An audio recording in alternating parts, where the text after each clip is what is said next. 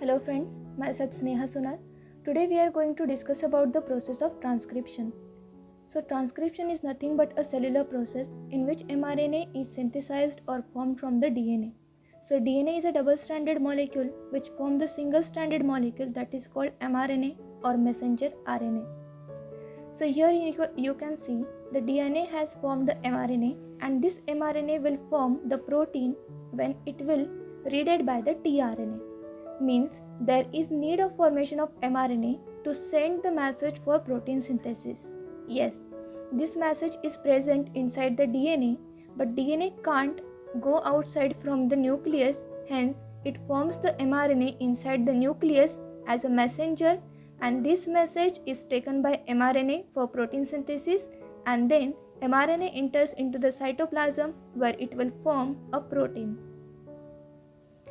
So where does this process takes place? Obviously DNA is present inside the nucleus, so mRNA is synthesized on the DNA. So definitely the process will take place inside the nucleus only. Let's see the requirements of the process. We need the promoter, structural gene, terminator, initiation factor, terminator factor, and RNA polymerase for the synthesis of mRNA. So promoter is nothing but a small sequence of DNA which provides the binding site for the RNA polymerase. RNA polymerase is an enzyme that will add the nucleotide base pairs that will required for the formation of mRNA. So this small sequence that is called promoter will provide a binding site for the attachment of the RNA polymerase, that is nucleotide adding enzyme. So it is always present at the 5' end, and it is also called as the upstream end also because its growth is in an upward manner. Next factor is terminator. If any process is starting or initiating, it has to be terminated at certain limit. So there is terminator present in this process. So this terminator is also a DNA sequence which will terminate the process at its completion. Means after the formation of mRNA, the terminator will stop the process and the process will be stopped.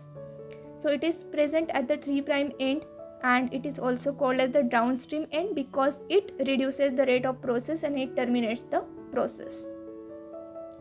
So next factor is the initiation factor, means it will help the process to initiate.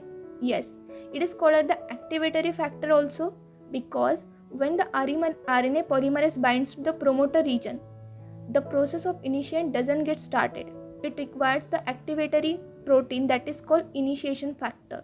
This is denoted by the symbol sigma, hence it is also known as the sigma factor. The next one is termination factor. The termination factor is a molecule that will activate the terminator which will stop the process of transcription. So it is denoted by the symbol Rho, hence it is also called as the Rho factor. The next component of the process is structural gene. It is a functional gene which transcribes itself into the functional mRNA. So that is the structural gene which codes the information for the protein synthesis also. So it is polycystonic in the prokaryotic cell, means it is having many functional group in it, and it is monocystonic in the eukaryotic cell, means it is not having more than one functional group. It is having only single functional group, that is called monocystonic. RNA polymerase is an enzyme that will add the nucleotide base pairs for the formation of mRNA. So it will be of 3 types. RNA polymerase is an enzyme which is having 3 types. So first is RNA polymerase first. It is used for the synthesis of rRNA. Second is RNA polymerase second. It is used in the synthesis of mRNA. And third one is RNA polymerase third. It is used in the synthesis of tRNA. So we are going to form the mRNA in this process. So which enzyme we will use? That we will use RNA polymerase second. So in eukaryotic cell, the mRNA is formed, but this mRNA in a pre-manner, means when it is immature, it contains the both unit that is called exons and introns. So exons are the functional units and introns are the non-functional units. So when we proceed the mRNA to prepare the protein, Then we remove the intron because these are non-functional, and we join the exon and makes our mRNA premature to mature, and that is functional. So mechanism of transcription includes some steps. First is initiation, second elongation, and third termination. So now we will see on which template, on which strand the progression takes place, means where the mRNA gets synthesized actually. So we know that mRNA gets synthesized on the double-stranded DNA molecule. So in this double-stranded DNA molecules, we require the template strand for its synthesis. It is a non-coding strand actually, and on this non-coding strand, the mRNA get synthesized. Okay. So here you can see the one strand of DNA is called as the template strand of DNA. It is also called as the antisense strand, and another strand is a coding strand of DNA. This is called sense strand. So template strand is running from 5' to 3' direction, and coding strand running from 5' to 3' direction in downward manner. So in this way, these two strands are anti-parallel. Okay. So you can see on the coding strand, the A is complemented by the thymine. That means adenine is complemented with thymine. But when you will see in the mRNA, this template strand has added the uracil nucleotide base pair for the complementation of adenine. So here you can see in RNA the thymine is replaced by uracil, means it is a proof that the template strand has formed the mRNA in the successive manner. So in this way, the template strand forms the mRNA in the process of transcription, and mRNA is always formed from 5' to 3' direction. So let's see the process of initiation. In initiation process, the RNA polymerase enzyme get added to the promoter region. Now at this promoter region, the sigma factors bind to make this process initiate. So now the process is initiated. Now in successive manner, the RNA polymerase will activate the nucleotides and it will add to the transcriptional bubble to form the mRNA. The RNA polymerase get binds to the DNA strand which is closely zipped or a closed chain. But when RNA polymerase and sigma factor gets joined together at the promoter region, the DNA strands opens. The DNA strands get separated. One becomes a template strand and another become the coding strand. So template strand will form the mRNA. That is called transcriptional bubble. This open space is called as the transcription bubble. So here you can see in the initiation process, the RNAP, that means RNA polymerase, get joined with the sigma factor, and these two factors will join to the promoter region and it will form the transcriptional bubble. So this process will open the chain and add the nucleotide in successive manner, and the mRNA is going to be produced. After the initiation, the sigma factor removes the promoter region and RNA polymerase, and this complex get breakdown. Let's talk about the process of elongation. In elongation, the RNA polymerase adds the RNA nucleotides in a successive manner which are complementary to the nucleotides of the one DNA strand, and the mRNA is formed.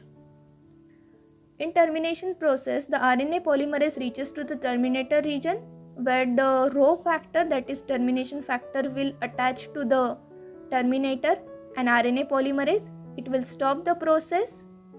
So once the RNA polymerase binds to the terminator and Rho factor, then it will bring the mRNA and it will remove from the transcriptional bubble inside the nuclear space. So in this way, we have get our end product of transcription, that is called single-stranded mRNA. In prokaryotes, there is no need of processing to the mRNA, as there is only cytoplasm, not a prominent nucleus present inside that cell. But in eukaryotic cell, there is cytoplasm, prominent nucleus is present. So mRNA get formed inside the nucleus and then it will get transferred to the cytoplasm for the protein synthesis. So it has to be mature inside the nucleus to transform into the cytoplasm. So here in the nucleus, the processing of mRNA takes place. So during this processing, the introns, which are non-functional groups of the mRNA, are removed, and exons are joined together, which are functional, which code some information for the protein synthesis. So these groups are always present, and introns are removed by the process of splicing. So that means the mRNA will get perfectly functional and perfectly mature for the protein synthesis. So here you can see the mRNA contains the exons in a colored structure and introns as a comb structure. So these introns are removed by the process of splicing, and these exons are joined together, which are functional in nature, and it will form a mature mRNA. So steps in mRNA is not just a splicing, but it requires also the splicing, capping and telling. So in splicing, the introns that are non-functional factors that are removed from the mRNA and exons are joined together to make a mRNA, that is coding mRNA and functional mRNA. So here you can see, that means introns are removed and exons are joined together, and it will form the mature mRNA. So the next step in the mRNA processing, that is capping, means it is a protective addition, protective modification to the 5' end of the eukaryotic mRNA. Here the cap is added, and the cap is guanosine triphosphate cap. So this is methylated guanosine triphosphate cap. It is added to the 5' end of the mRNA. So this is the second step of the mRNA processing. So here you can see there is addition of guanosine triphosphate at the 5' end. So this will cause the mRNA to get mature. Now let's talk about the third step in the mRNA processing, that is called telling. In the telling process, we add the poly A tail at the 3' end of the mRNA. That means we add the multiple adenine nucleotide base pairs at the 3' end. So it will not allow the mRNA to get degraded due to the enzymatic degradation in the cytoplasm. So it will survive in cytoplasm as a mature mRNA and will produce a protein. So it helped the mRNA to not get degraded due to the enzymatic degradation in the cytoplasm. So here you can see we have done the first process, that is called splicing. So during the splicing, the introns are removed successfully, the exons are joined together. At capping region, at capping step, we have added guanosine triphosphate. Then at telling region, we had adenine base pairs in a multiple amount. So this will make our mRNA more mature, and it will form a protein after the translation in the cytoplasm. So here you can see the whole process of mRNA formation and processing. On the DNA template, we have formed the mRNA, which is running from 5' to 3' end. Then introns and exons are removed by the process of splicing. Then capping, that is guanosine triphosphate, is added at the 5' end. Then telling, that is poly A tail, is added at the 3' end. And then we will get our messenger RNA, that is completely functional and mature mRNA. So why we are doing this processing? Yes, there is one important thing, that why we are doing this processing. Because once the mRNA is functional, it is able to form the protein. If it is non-functional, it will not form the protein. But DNA has a protein synthesis message which is carried by the mRNA. So if this process of protein synthesis depend on the mRNA, it has to be mature one. So that's why we remove the introns which are obstacle in the protein synthesis process, and then we join the exon which are functional to rapid up the process of protein synthesis. So in this way we have learned about the process of formation of mRNA, that is called transcription. So in this way we have get our end product of transcription, that is mRNA, that is called messenger RNA. For more such easy videos, like, subscribe my YouTube channel. Let's grow together. Thank you. Keep growing, keep learning.